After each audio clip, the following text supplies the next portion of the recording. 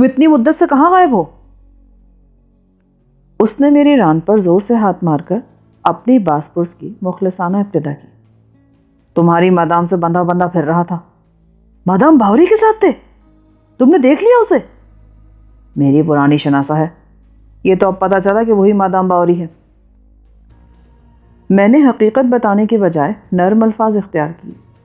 اگر میں اسے بتا دیتا کہ مادام باوری میری پکی عاشق تھی تو شاید حیرت سے اس کی حرکت قلب بھی رک جاتی۔ کمال ہے بھائی، کمال ہی ہو گیا۔ تم پہلے آدمی ہو جسے مادام سے ملاقات کا دعویٰ ہے۔ یہ بتاؤ کہ اب کہاں جا رہے ہو؟ ماسٹر تمہارے لیے پاگل ہوا جا رہا ہے، اسی کے پاس چل رہا ہوں۔ کس ماسٹر کی بات کر رہے ہو؟ رسلز میں ایک ہی تو ماسٹر ہے، خالد عبد الفتاح کے علاوہ اور کس کے لیے میں ایسے الفاظ استعمال کر سکتا ہوں؟ تمہارا باکسنگ چیمپئن کہاں ہے؟ ارے تو تمہیں کچھ معلوم ہی نہیں؟ میں نے اسے ایسا چونا لگایا ہے کہ عالم بالا میں بھی مدتوں یاد رکھے گا۔ تو کیا وہ مر گیا؟ تم تو ایسے پوچھ رہے ہو جیسے اس نے تابوت میں لیٹ کر خود ہی سانس روک لیا ہو۔ وہ ایک زبردست سازش کا شکار ہوا ہے۔ کیا تم مسلسل نہیں بول سکتے؟ تجسس پیدا کرنا میری ہابی ہے۔ شین مارکیٹوں کے فرشتوں کو بھی نہیں پتہ چل سکا کہ وہ اچانک ماسٹر کی قید میں کیسے پہنچ گیا، اور یہ تجسس سینے میں لیے وہ مر گیا۔ اب میں تم سے کچھ نہیں پوچھوں گا۔ ارے ناراض کیوں ہوتے ہو میری جان؟ میں خود ہی بتا دیتا ہوں۔ وہ اپنی ٹوٹی پھوٹی انگریزی میں بکواس کیے جا رہا تھا۔ شین کسی طرح پولیس کی نظروں میں آ گیا تھا اور چھپتا پھر رہا تھا۔ اس کی گاڑی میں ایک لڑکی کی لاش بھی موجود تھی۔ وہ خود تو شہر کے گندے سے علاقے میں سستے سے مکان میں چھپ گیا، مگر لاش ٹھکانی لگانی بھی تو ضروری تھی نا، لہٰذا اس کام کے لیے اس کی نظر انتخاب اس خادم پر پڑی۔ شین سے خفیہ پیغام ملتے ہی میں اس کی کمین گاہ پر جا پہنچا اور لڑکی کی لاش ایک گٹر میں غائب کر دی۔ واپسی پر اس نے مجھ سے شراب منگوائی اور میں نے موقع غنیمت جان کر بوتل میں سرنج کے ذریعے بے ہوشی کی دوا بھاری مقدار میں ملا دی، اور پھر میں ماسٹر کو شین مارکیٹوں کا پتہ بتا کر گھر جا پہنچا۔ نتیجہ یہ ہوا کہ بے ہوشی کے بعد شین جب ہوش میں آیا تو ماسٹر کے ایک ٹھکانے پر رسیوں میں جکڑا ہوا پڑا تھا۔ تم نے اس کے ساتھ اچھا سلوک نہیں کیا۔ مشکل یہ تھی کہ اس سے زیادہ برا سلوک میرے بس میں نہیں تھا۔ اس کی بدزبانی سے نجات پانے پر سارے ملازم خوش ہیں، مگر انہیں اپنی ملازمت کی فکر سوار ہے۔ کسی اور جگہ اتنی تنخواہ ملنی ناممکن ہے۔ پھر آگے کیا ہوا؟ ہونا کیا تھا؟ ماسٹر نے اسے 2-4 کرتب دکھائے تو اس نے اپنا کھایا پیا تک اگل دیا، اور کل مجھے پتہ چلا کہ ماسٹر نے اسے مار کر کسی کوڑے دان میں پھینکوا دیا ہے۔ تم یقین کرو، اس کی موت کی خبر ملنے پر میں اس کے ورثہ کے ساتھ زبردستی گلا پھاڑ پھاڑ کر خوب رویا ہوں۔ ابھی تک میرے گلے میں خراش ہو رہی ہے۔ تمہارا ماسٹر سے کیا تعلق ہے؟ جو تم سے ہے۔ مخلص لوگوں کے لیے میں بغیر پیسے کا غلام ثابت ہوتا ہوں۔ اپنی تنظیم کے ذریعے ایک بار ماسٹر کے لیے کام کیا تھا، بس اسی وقت سے اس کا گرویدہ ہوں۔ ریڈ بریگیڈ کے آدمی ہو تم؟ اس نے گھور کر میری طرف دیکھا، پھر کسی معصوم بچے کی طرح ہنس دیا۔ معلوم ہے تو پوچھ کیوں رہے ہو؟ شین کے گھر کے سارے گھریلو ملازم مادام باوری سے وابستہ ہیں؟ 4 کے علاوہ باقی سب اس کے نجی ملازم ہیں۔ میرا فون کس نے ریسیو کیا تھا؟ اس کا مادام باوری سے کوئی تعلق نہیں۔ اس چھت کے نیچے پائے جانے والا احمق ترین شخص قرار دیا جا سکتا ہے وہ۔ یہ کہنے کے بعد اس نے موضوع بدل دیا۔ میری کہانی میں تمہارے لیے اب کچھ نہیں رہا۔ یہ بتاؤ تم نے مجھے فون کیوں کیا تھا؟ ماسٹر کا پتہ مجھے معلوم نہیں تھا۔ آج کل تو اس کے دوست بھی اسے ڈھونڈنے میں ناکام رہتے ہیں۔ ویسے تم مادام باوری کے ہاتھ کیسے لگے؟ شین سے رہائی پانے کے بعد اس نے چھاپ لیا تھا۔ کیسی عورت ہے؟ عورت خاصی لذیذ اور خوبرو ہے۔ اوہ خدا! اور تم کہہ رہے تھے کہ تم اتنے روز تک اس کے قیدی تھے؟ وہ مجھ سے کریت کر مادام کے بارے میں سوالات کرتا رہا، اور جوابات سن کر اس کی طبیعت میں اشتعال پیدا ہوتا رہا، مگر میں نے اسے یہ یقین نہیں دلایا کہ مادام باوری کو شاہدہ کے روپ میں کہیں بھی دیکھا جا سکتا تھا۔ اسی اثنا میں بل نے ایک جگہ کار روک دی اور ہم دونوں سرد ہواؤں کا مقابلہ کرتے ہی پیدل تنگ و تاریک گلیاں عبور کرنے لگے۔ چند منٹ بعد بل ایک پوسیدہ کوٹری کے دروازے پر مخصوص انداز میں دستک دے رہا تھا۔ دستک کے جواب میں فوراً ہی دروازہ کھول دیا گیا۔ بل کے ساتھ مجھے دیکھ کر خالد عبد الفتاح ہکا بکا رہ گیا۔ جب اس کی حیرت کچھ کم ہوئی تو اس نے والہانہ انداز میں مجھے اپنے سینے سے لپٹا لیا۔ بیروت میں بنغازی اور پیرس سمیت ہمارے ہر اسٹیشن پر تمہارے بارے میں سخت تشویش پھیلی ہوئی ہے اور میں خود کو مجرم سمجھ رہا ہوں۔ تم خیریت سے تو ہو نا؟ اس نے تو عیش کی ہے ماسٹر، یہ تمہیں بتائے گا کہ مادام باوری کون اور کیسی ہے۔ میرے بجائے بل بول پڑا۔ مجھے معلوم تھا کہ تم اس کے قیدی ہو، مگر میں اپنی بساط بھر کوشش کے باوجود تمہارے لیے کچھ نہیں کر سکا۔ خالد بولا۔ اسی وقت بل واپسی کے لیے اٹھ گیا۔ بھائی میرا کام تو پورا ہو گیا، اب تم دونوں آپس میں دل کھول کر گلے شکوے کرتے رہو۔ خالد نے اسے روکنے کی بہتری کوشش کی، مگر بل واپس چلا گیا۔ بل نے مجھے شین مارکیڈو کی کہانی سنائی ہے۔ تم نے اسے مار کر زبردست کارنامہ سر انجام دیا ہے۔ مادام باوری اس کے قتل کی ساری ذمہ داری اسرائیلیوں پر ڈال رہی ہے۔ واقعی؟ یہ بات تو میرے سان و گمان میں بھی نہ تھی۔ یہ بتاؤ کہ ہوٹل موریس میں ایک تربیت یافتہ بندر کیسے گھسا؟ تمہاری تلاش کے مہم میں معاونت کے لیے تمہاری بیوی نے وہ بندر یہاں بھیجا تھا۔ اس کے ہوٹل موریس میں داخلے سے مجھے یقین ہوا کہ تم وہاں قید ہو۔ ہوٹل تک تمہاری رسائی کیسے ہوئی؟ طویل کہانی ہے۔ شین کو پکڑنے کے بعد میں نے خود کو یہیں محدود کر لیا تھا۔ اس نے کئی روز بعد زبان کھولی اور اقرار کیا کہ تم مادام باوری کی ہدایت پر شاہدہ کی تحویل میں تھے، مگر وہ شاہدہ کا ٹھکانہ نہ بتا سکا۔ جب تمہاری سلامتی کے بارے میں ہر طرف سے استفسارات شروع ہونے لگے تو میں نے شین مارکیٹوں پر مزید تشدد کیا اور اس نے اگل دیا کہ ہوٹل موریس مادام باوری کا اڈہ ہے۔ اسی اثنا میں بنغازی سے طیارے کے ذریعے تربیت یافتہ بندر آن پہنچا۔ میں نے اس بندر کو ہوٹل کے آس پاس چھوڑ دیا، پھر وہ نہایت مکاری کے ساتھ چار دیواری پھاند کر اندر داخل ہو گیا۔ اس کے بعد ہی عمارت کے کسی حصے سے فائرنگ کی آوازیں آئیں اور میں سمجھ گیا کہ وہ بندر اندر گھستے ہی محافظوں کی گولیوں کا نشانہ بنا ہے۔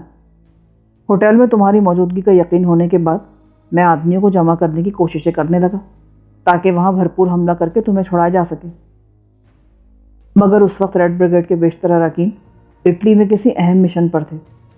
بدقسمتی سے دوسرے لوگوں سے بھی مدد نہ مل سکی اور مجھے نشے کے عادی چند مفلوق الحال لڑکوں کا سہارا لینا پڑا۔ شین نے مجھے مادام باوری کی مخصوص کار کے بارے میں بتا دیا تھا، لہٰذا میں ان لڑکوں کے ساتھ ہوٹل موریس کے قریب مورچہ بند ہو گیا۔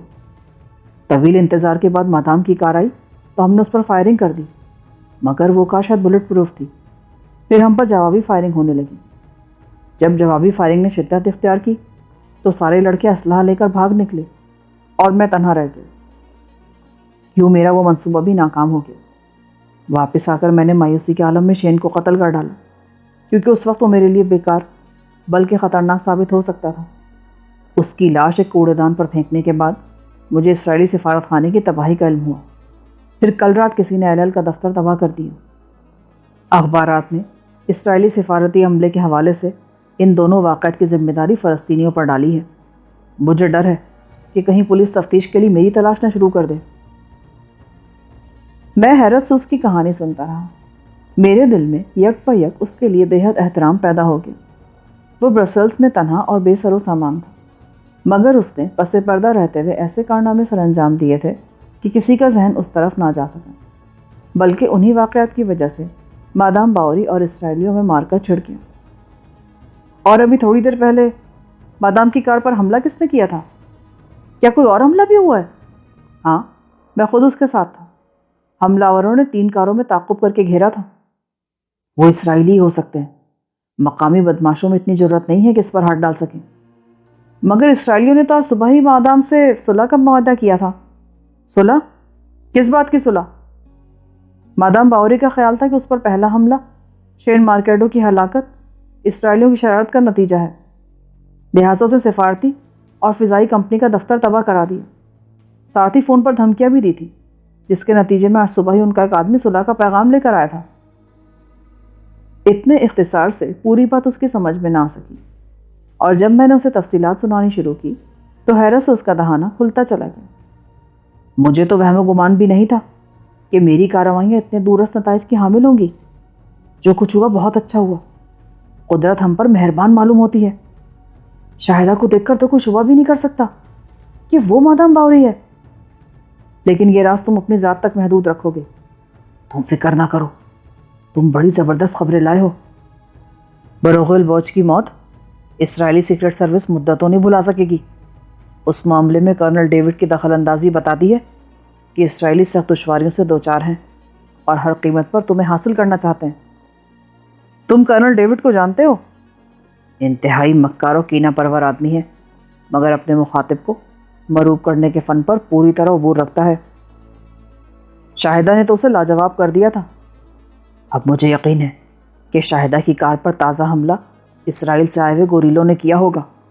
اس نے شاہدہ سے صلح ضرور کر لی تھی، مگر جب اس نے تمہارے بارے میں کھل کر کہا کہ تم اس کے تحفظ میں ہو تو ڈیوڈ نے اسی وقت فیصلہ کر لیا ہوگا کہ اچانک کارروائی کر کے شاہدہ کو یرغمالی بنائے بغیر تم پر ہاتھ نہیں ڈالا جا سکتا۔ میرے لیے موقع غنیمت ہے۔ میرے دو بدترین دشمن آپس میں لڑ رہے ہیں۔ صرف پولیس سے بچ کر میں بآسانی برسلز چھوڑ سکتا ہوں، مگر جاؤ گے کہاں؟ خالد عبدالفتح کے اس سوال نے مجھے ہلا کر رکھ دیا اور میں چند لمحوں تک زبان ہلائے بغیر اس کا چہرہ تکتا رہا۔ میں تو اس وقت تک یہی سمجھتا آ رہا تھا کہ نئی منزل کے بارے میں خالد میری رہنمائی کرے گا، مگر وہ الٹا مجھ سے ہی سوال کر رہا تھا۔ میرے رد عمل پر خالد سٹپٹا کر رہ گیا۔ سیتا کہاں ہے؟ برسلز میں تمہارے لاپتہ ہو جانے کی خبر ملنے پر وہ خود یہاں پہنچنے پر تل گئی تھی۔ اسے بمشکل لیبیا میں روکا گیا۔ وہ آج کل وہیں ہے اور پہلے تمہیں بھی وہیں بھیجنے کا پروگرام تھا۔ پھر اب کیا ہو گیا؟ میرا لہجہ قدرے ترش ہو گیا۔ لیبیا سے ہمارے تعلقات خراب ہو گئے ہیں۔ ابھی تو تم کہہ رہے تھے کہ میرے لیے بنغازی والے بھی پریشان تھے۔ وہ پرسوں کی بات تھی۔ کل سے لیبیا کے حکام نے فلسطینیوں کو فوجی ٹرکوں میں بھر بھر کر سرحدوں سے باہر چھوڑنا شروع کر دیا ہے۔ اور سیتا؟ جب تک کوئی مصدقہ اطلاع نہ ملے میں کچھ کہہ نہیں سکتا۔ خالد اداس ہو گیا۔ وہ مجھ سے نظریں چرانے کی کوشش کر رہا تھا۔ مگر اب میں یہاں نہیں رک سکتا۔ اگر کہیں شاہدہ سے آمنا سامنا ہو گیا تو میں ناقابل تصور مشکلات سے دوچار ہو جاؤں گا۔ اس کا مجھے اندازہ ہے۔ لیبیا میں حالات سدھارنے کے لیے سرتوڑ کوششیں جاری ہیں۔ ہو سکتا ہے ایک آدھ روز میں موجودہ پیچیدگیاں دور ہو جائیں۔ میں یہاں رہ کر انتظار کرنے کے بجائے کہیں اور قیام کرنا پسند کروں گا۔ خالد سوچ میں پڑ گیا اور میں بھی سگریٹ پھونکنے میں مصروف ہو گیا۔ میں محسوس کر رہا تھا کہ جب بھی سیتا سے ملنے کا موقع پیدا ہوتا ہے، عین آخری لمحات پر کوئی نہ کوئی ایسی رکاوٹ سامنے آ جاتی تھی کہ میرے سارے منصوبے دھرے کے دھرے رہ جاتے تھے۔ پھر تم بیروت چلے جاؤ، میں یونان کو ترجیح دوں گا۔ میں جانتا تھا کہ بیروت پہنچنے کے بعد میں دوسری مصروفیات میں بھی الجھ سکتا تھا، اور پھر بیروت فلسطینیوں کا گڑھ ہونے کے باعث اسرائیلیوں کی بھی توجہ کا مرکز تھا، جبکہ میں ان کی نظروں میں آئے بغیر ایک بار اپنی سیتا تک پہنچنے کے لیے بے قرار تھا۔ میں کل ہی انتظام کر دیتا ہوں۔ دیکھنا پڑے گا کہ وہاں آج کل کون ہے اور وہ تمہاری کتنی مدد کر سکے گا۔ میں وہاں تنہا بھی رہ لوں گا، بس مجھے یہاں سے نکلنے کی فکر ہے۔ تنہا رہنا بڑی بات نہیں ہے، تم سے رابطہ برقرار رہنا بھی تو ہے نا، تاکہ حالات میں رونما ہونے والی تبدیلیوں سے تمہیں بر وقت آگاہ کیا جا سکے۔ تھوڑی سی بحث کے بعد یہ طے ہو گیا کہ خالد مجھے یونان بھیجنے کا بندوبست کرے گا، مگر وہ رات مجھے اسی کے مکان میں بسر کرنی تھی۔ وہ مکان 2 کمروں اور باتھ روم پر مشتمل تھا۔ خالد نے اندر والے کمرے کے ایک کونے میں میز پر چولہا وغیرہ رکھ کر صاف ستھرا کچن بنایا ہوا تھا۔ وہ مکان بہت مختصر ہونے کے ساتھ ہی برسلز کے گندے علاقے میں واقع تھا، مگر خالد نے اندر صفائی کا خاصا اہتمام کیا ہوا تھا۔ اس مکان میں سیلن کی وہ مخصوص بو تک مفقود تھی جو ایسے مکانات کا ترہ امتیاز ہوتی ہے۔ کھانے وغیرہ سے نمٹنے کے بعد خالد نے اپنا بستر میرے حوالے کیا اور خود کمبل لے کر صوفے پر دراز ہو گیا۔ گو وہاں کمرہ گرم کرنے کا بندوبست تھا، مگر اس مکان کی ساخت میں کچھ ایسی بنیادی خامیاں تھیں کہ حرارت میں بھی رہ رہ کر سردی کی لہر محسوس ہوتی تھی۔ مدھم روشنی میں خالد کو سگریٹ نوشی میں مصروف دیکھ کر میں نے اسے مخاطب کر لیا۔ جاگ رہے ہو ابھی تک؟ ہاں، نیند نہیں آ رہی۔ شراب پیتے ہو؟ نہیں۔ کیا تمہارے لیے بندوبست کروں؟ تم کیوں نہیں پیتے؟ بس ایسے ہی۔ پھر بھی کوئی وجہ تو ہوگی۔ شراب حرام ہے، میں ممنوعات سے مکمل پرہیز کرتا ہوں۔ اس کا جواب سن کر میں دل ہی دل میں خاصا شرمسار ہوا۔ اس وقت میں نے سوچا کہ کاش اس سے جواب پر اصرار نہ کیا ہوتا۔ نیس میں عبداللہ ملا تھا اور وہ بھی شراب سے دور بھاگتا تھا۔ عورتوں کے تو نام سے اسے چڑ تھی، اور خالد عبدالفتاح بھی اس سے کم نہیں تھا۔ مجھے اس سے ہمدردی محسوس ہونے لگی۔ تم نے میری کسی بات کا برا تو نہیں مانا؟ اپنوں کی بات کا برا مانا جائے تو زندگی عذاب ہو جاتی ہے۔ مجھے معاف کر دینا دوست، سیتا کے معاملے میں کبھی کبھی جذباتی ہو جاتا ہوں۔ میں تمہارے کرب کو سمجھتا ہوں۔ پچھلے دنوں سیتا کو 3 روز تک میلان میں تمہارا انتظار کرنا پڑا تھا، پھر اسے ایک اہم مشن پر شام بھیج دیا گیا۔ وہ اپنا کام قبل از وقت پورا کر کے بنغازی واپس نہ پہنچتی تو شاید اس وقت تم براہ راست شام جا کر اس سے مل سکتے تھے، مگر مقدر کی گردش پر کسی کا اختیار نہیں ہے۔ تم شادی شدہ ہو؟ میرے 3 بچے ہیں۔ بیوی بیروت کے ایک پرائمری اسکول میں بچوں کو پڑھاتی ہے۔ تو پھر تم یہاں کیا کر رہے ہو؟ ہماری نسل فلسطین کی آزاد ریاست کا خواب دیکھتے دیکھتے بڑھاپے کی دہلیز پر دستک دے رہی ہے۔ اگر ہم کامیاب ہو گئے تو کم از کم ہمارے بچے اپنے وطن پر فخر کر سکیں گے۔ بس یہ خیال ہمیں اپنے کاموں میں مصروف رکھتا ہے۔ بیوی بچے یاد نہیں آتے؟ بیوی بچے اس دنیا میں خدا کا انعام ہوتے ہیں، انہیں فراموش کرنا تو کفران نعمت ہے۔ آخری بار کب ملے تھے ان سے؟ 1 سال ہونے والا ہے۔ میرا قصہ کہاں لے بیٹھے، کچھ اپنے دل کا غبار ہلکا کرو، برا نہ ماننا۔ اگر تمہیں عادت ہو تو میں چند منٹ میں بوتل لے آؤں گا۔ میں بھی نہیں پیتا خالد۔ میں نے پہلی بار اس بارے میں جھوٹ کا سہارا لیا۔ اس کے سامنے اپنی کمزوری کا اعتراف کرنے میں خفت مانے ہو گئی تھی۔ پھر باتیں کرتے کرتے ہم دونوں ہی سو گئے۔ اگلی صبح خالد نے دن چڑھے مجھے بیدار کیا۔ جب منہ ہاتھ دھو کر میں فارغ ہوا تو اس نے ایک مقامی اخبار میرے سامنے رکھ دیا۔ خبروں کا متن تو میرے پلے نہ پڑ سکا، مگر پہلے صفحے پر چھپی ہوئی 2 تصاویر میں نے فوراً پہچان لی۔ وہ انہی تباہ شدہ کاروں کی تصاویر تھیں جنہوں نے شاہدہ کو گھیرنے کی ناکام کوشش کی تھی۔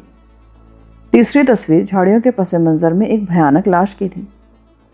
پولیس جائے واردات پر پہنچی تو وہاں صرف 3 کاروں کے مسافر تھے جو راستہ بند ہونے کی وجہ سے وہاں موجود تھے۔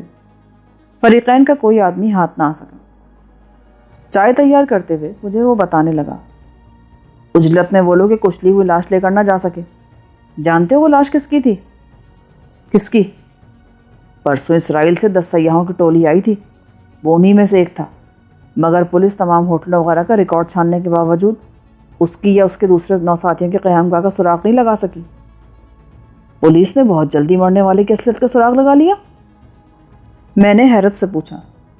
پولیس کو یہ اطلاع گمنام فون کے ذریعے ملی تھی۔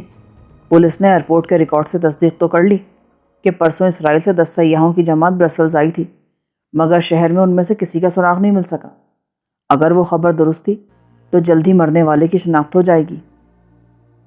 پھر تو یہ بات بھی تقریباً طے ہے کہ کرنل ڈیوڈ نے شاہدہ سے کیے ہوئے معاہدے کی دانستہ خلاف ورزی کی ہے۔ وہ پیدائشی جھوٹا ہے، اور اب تم دیکھنا کہ مادام باور اس شہر میں اسرائیلیوں کا کیا حشر کرتی ہے۔ کہیں میں دوبارہ چکر ملوث نہ ہو جاؤں۔ میں بھی جا رہا ہوں۔ میری غیر موجودگی میں کوئی بھی دستک کی آواز دے تو جواب مت دینا، میں باہر سے تالا لگا کر جاؤں گا۔ میرے لیے ناشتہ لگا کر خالد رخصت ہو گیا۔ وہ خلاف توقع دوپہر کو ہی واپس آ گیا اور آتے ہی خوشخبری سنائی کہ اسی رات وہ مجھے نکالنے کا بندوبست کر چکا تھا۔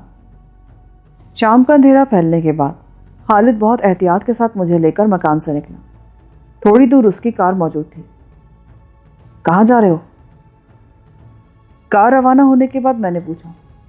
ہوائی سفر کا خطرہ مول لینے کے بجائے میں نے تمہیں بار برداری کے ایک ٹرک پر مددگار کے طور پر بھیجنے کا فیصلہ کیا ہے۔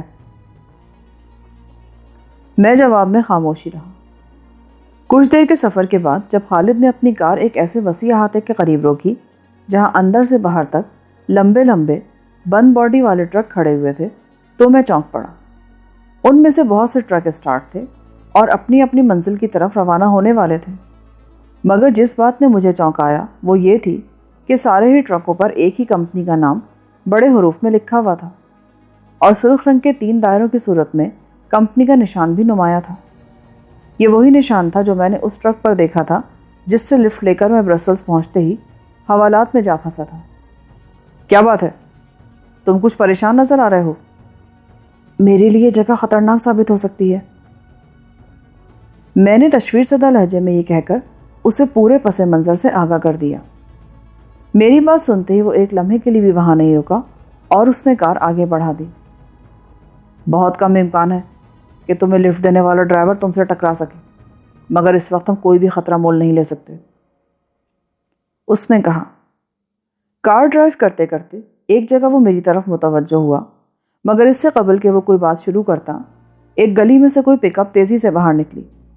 پھر خالد کے ساتھ ہی پک اپ کے ڈرائیور نے بھی حادثے کو ٹالنے کی ہر ممکن کوشش کی، مگر سڑک کے عین وسط میں دونوں گاڑیاں ایک دوسرے سے ٹکرا گئیں۔ پک اپ نے میری طرف سے ٹکر ماری تھی، لہٰذا میں اچھل کر خالد کی گود میں جا پڑا۔ تصادم کی آواز اتنی شدید تھی کہ فوراً ہی ہر طرف سے لوگ گاڑیوں کی طرف دوڑ پڑے۔ اس حادثے کے نتیجے میں خالد دوہری مشکل کا شکار ہوا تھا۔ ایک طرف اس کی کار ٹکر کھا کر بے قابو ہو گئی تھی اور دوسری طرف میرا سارا بوجھ اچانک اس پر منتقل ہو گیا تھا۔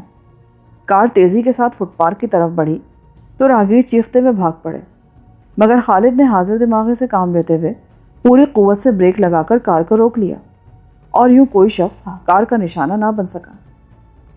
کار رکتے ہی ہم دونوں ڈرائیونگ سیٹ والے دروازے سے نیچے اترے۔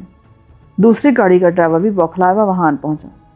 اسے حادثے سے زیادہ ہم دونوں کی سلامتی کی فکر تھی، اور طبعاً وہ خاصا شریف آدمی نظر آ رہا تھا۔ خالد کی کار کا ایک دروازہ پچک کر اندر گھس آیا تھا، مگر کار چلنے کے قابل تھی، جبکہ دوسری کار کے انجن وغیرہ کو خاصا شدید نقصان پہنچا تھا۔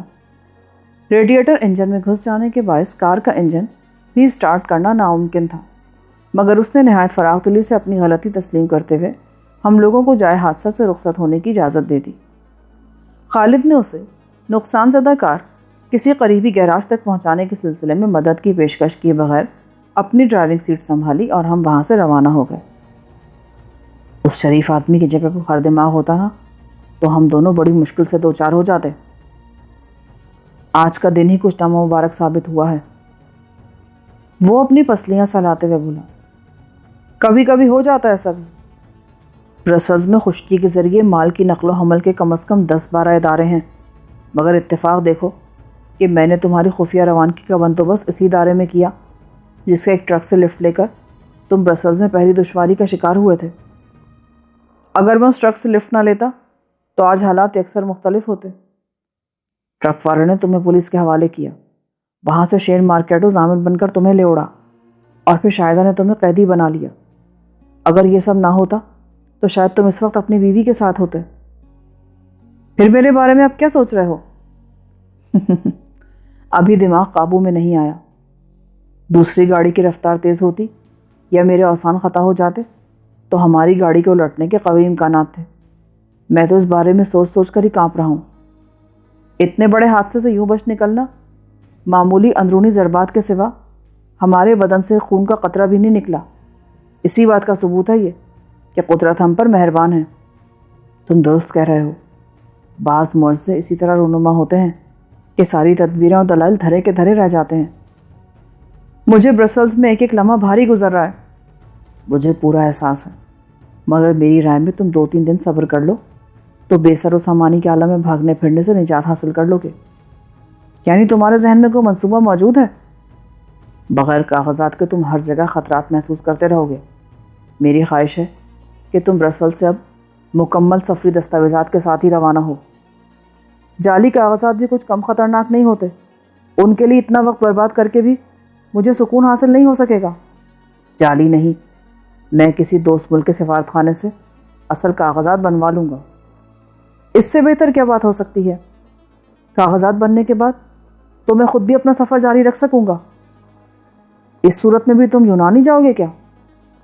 خوابناک اور رومان پرور سرزمین ہے وہ، وہاں میں انتظار کے کرب انگیز دن قدرے سکون سے گزار سکوں گا۔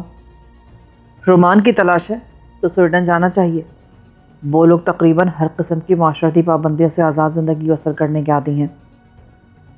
رومان اور جنس میں بڑا فرق ہے، ایک انسانی احساس ہے اور دوسرا حیوانی جذبہ۔ میرا نفس ابھی اتنا سرکش نہیں ہوا۔ ہم لوگ اتنے سکون سے باتیں کرتے چلے جا رہے ہیں جیسے کسی دعوت سے گھر لوٹ رہے ہوں۔ آج صبح سے دوپہر تک تم باہر رہے تھے، مادام باوری اور اسرائیلیوں کے ٹکراؤ کے بارے میں کوئی نئی خبر نہیں لائے؟ ارے اپنے چکروں میں تمہیں بتانا ہی بھول گیا، شاہدہ پر حملے میں استعمال کی جانے والی تینوں کاریں چوری کی تھیں۔ ابھی تک نہ مرنے والے کی شناخت ہوئی ہے اور نہ 10 اسرائیلی سیاحوں کی ٹولی کا سراغ ملا ہے، مگر آج شہر کے 2 بھرے پورے بازاروں میں اسرائیلی مشن کے 2 ملازموں کو خریداری کرتے ہوئے بے دردی سے قتل کر دیا گیا۔ پیرس میں میرے لیے سوچنا بھی ممکن نہ تھا۔ کیا وہاں بن حیان پر ناکام قاتلانہ حملوں کی پاداش میں مادام باوری کے شوہر نے شہر میں فلسطینیوں کا باہر نکلنا دشوار کر دیا تھا۔ روز 6-7 قاتلانہ حملے ہوتے تھے۔ میں نے اخبارات میں پڑھا تھا، مگر مجھے ان واقعات کا پس منظر معلوم نہیں ہو سکا تھا۔ اور اس کا شوہر کہاں سے آ گیا؟ میں نے تو سنا ہے کہ شاہدہ کماری ہے۔ پارسا تو خیر شاہدہ بھی نہیں ہے، مگر میں اصل مادام باوری کے شوہر کا ذکر کر رہا تھا۔ تو کیا اصل مادام کوئی اور ہے؟ ہے نہیں، تھی۔ اصلی مادام باوری بن حیان کی سگی بھاوش تھی اور پچھلے دنوں برسلز میں ہی مری ہے۔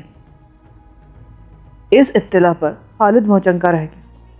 پھر مجھے مادام باوری کے بارے میں تفصیلات بتانی پڑیں۔ وہ بے یقینی کے عالم میں منہ پھاڑے میری کہانی سنتا رہا۔ فلسطینی بلا وجہ تمہارے شہدائی نہیں ہے؟ تمہیں چھپی ہوئی شخصیتوں کو بے نقاب کرنے میں خاص ملکہ حاصل ہے۔ جان پر بن جائے تو سب کچھ کر ہی لیا جاتا ہے۔ ویسے سچی بات تو یہ ہے کہ اب میں مسلسل بھاگتے بھاگتے تھک گیا ہوں اور اپنی بیوی کو حاصل کرنے کے بعد بے فکری سے زندگی کا باقی حصہ گزارنا چاہتا ہوں۔ میں نے کسی سے سنا تھا کہ تم پاکستان میں بھی کسی وجہ سے قانون کو مطلوب تھے، پھر اب کہاں آباد ہونے کا ارادہ ہے؟ تم فلسطین کے لیے لڑ رہے ہو نا؟ میں نے اس سے چپتے ہوئے لہجے میں سوال کیا۔ مجھ سے زیادہ تو تم نے ہمارے کاز کی خدمت کی ہے۔ تم ایک ایسی ریاست کے لیے آگ و خون میں نہا رہے ہو جس کا صرف تصور ہی چل رہا ہے، مگر میں تو پاکستان کا شہری ہوں۔ قانون میرے ساتھ جو چاہے سلوک کرے، میں اپنی سرزمین سے منہ نہیں پھیر سکتا۔ کتنی حقیری صحیح، مگر اس ملک کے لیے میری بھی کچھ خدمات ہیں۔ میں تمہارے خیالات کی قدر کرتا ہوں، لیکن برا نہ مانو تو ایک بات کہوں، سچی باتیں نہ کہنا منافقت ہے۔ دراصل ہم اور تم ایک ہی سلسلے کی کڑی ہیں۔ تم نے بھی پاکستان بنانے کے لیے ناقابل فراموش قربانیاں دی تھیں جو تاریخ کا حصہ بن چکی ہیں، لیکن ملک قائم ہوا تو جذبہ آہستہ آہستہ معدوم ہوتا جا رہا ہے۔ تمہاری طرح سوچنے والے لوگ کم ہی ملیں گے، اور شاید یہی حال ہمارا بھی ہو۔ ابھی ہم فلسطین کے لیے دنیا کے ایک سرے سے دوسرے تک ہولناک پیکار میں مصروف ہیں، لیکن فلسطین قائم ہو گیا تو شاید ہمارا بھی انداز فکر بدل جائے۔ یہ اندیشے کبھی کبھی مجھے مضطرب کر دیتے ہیں۔ بقا کی جنگ لڑنے والوں کے جذبات انتہا کو پہنچے ہوئے ہوتے ہیں، اور ان دنوں ویسی مرحلے سے گزر رہا ہوں، مگر میرے ذہن میں یہ خیال ہمیشہ جاگزیر رہا ہے کہ میرا بھی کوئی وطن ہے جس کی خاک پر میرا حق ہے۔ میرا بڑا لڑکا ثانوی مدرسے میں پڑھ رہا ہے، 2 سال بعد میری بیوی اسے پاکستان بھیجنا چاہتی ہے۔ سنا ہے مسلم ممالک میں وہاں فنی تعلیم کا معیار سب سے بہتر ہے۔ اگر حالات سازگار رہے تو وہ پاکستان پہنچ کر تم سے ضرور ملے گا۔ میں اسے اپنا مہمان رکھوں گا۔ میں نے فراغ دلی کے ساتھ پیشکش کر ڈالی، اور شاید کاتب تقدیر اس وقت میری خوش فہمیوں پر خندہ زن تھا۔ باتیں کرتے ہوئے ہم واپس اس تنگ و تاریک علاقے میں پہنچ گئے جہاں خالد کا قیام تھا۔ تم یہاں کب سے رہ رہے ہو؟ شین مارکیڈو کو قید کرنے کے ساتھ ہی میں یہاں منتقل ہوا تھا۔ مجھے ڈر تھا کہ اصل قیام گاہ کا رخ کیا تو شین کے حامی مجھ تک پہنچ جائیں گے، مگر شین کے سلسلے میں تو شاہدہ کو بھول کر بھی تمہارا خیال نہیں آیا۔ مقدر کی یاوری ہے۔ یہ تنگ و تاریک مکان تمہاری شخصیت سے میل نہیں کھاتا۔ میں شروع سے اس بارے میں الجھن کا شکار تھا۔ تو پھر میرے ساتھ میرے مکان پر ہی چلو۔ اب ادھر کا رخ کرنا خطرناک ہوگا۔ میرے فرار کے بعد شاہدہ ہر ممکنہ ٹھکانے کا رخ کرے گی، اور اسے پہلا خیال یہی آئے گا کہ میں نے رہائی پاتے ہی تم سے رابطہ قائم کرنے کی کوشش کی ہوگی۔ میرے مکان سے اسے مایوسی ہوگی، میرے پڑوسیوں سے اسے یہی پتہ چلے گا کہ چند روز کے لیے میں ملک سے باہر گیا ہوا ہوں۔ تم نے ابھی تک یہ نہیں بتایا کہ یونان میں میرا رابطہ کس سے رہے گا۔ وہ بندوبست میں بعد میں کر لوں گا، مگر تم ایتھنز پہنچ کر عدنان فاخوری سے ضرور مل لینا۔ وہ ہوٹل ڈیلس کارڈو میں سروس سپروائزر ہے، اور اگر وہ سرد مہری سے پیش آیا تو تم تو اس طرح سوال کر رہے تھے صبح ہوتے ہی روانہ ہونے والے ہو۔ جب جاؤ گے تو میں ایک تعارفی رقعہ دے دوں گا۔ اگلے روز خالد نے میرے حلیے میں چند نمایاں تبدیلیاں کی۔ پہلے میری بڑھی ہوئی سیاہ داڑھی صاف ہوئی، پھر سر پر نمودار ہونے والے بال بھی مونڈ دیے گئے۔ میں نے آئینے میں اپنا جائزہ لیا تو چمکتی ہوئی کھوپڑی دیکھ کر مسکرا دیا۔ برسلز میں سر منڈواتے ہی اولے پڑنے والی کہاوت درست ثابت ہوئی تھی۔ پہلی بار شین کے ایما پر بل نے رہائی سے قبل میرا سر مونڈا تھا، اور میں 2 روز بھی آزادی کے سانس نہیں لے پایا تھا کہ شاہدہ مجھ پر مسلط ہو گئی تھی۔ اب دوسری بار خالد نے میرا سر صاف کیا تھا۔ اس مرتبہ نہ جانے کس طرف سے اولے نازل ہونے والے تھے۔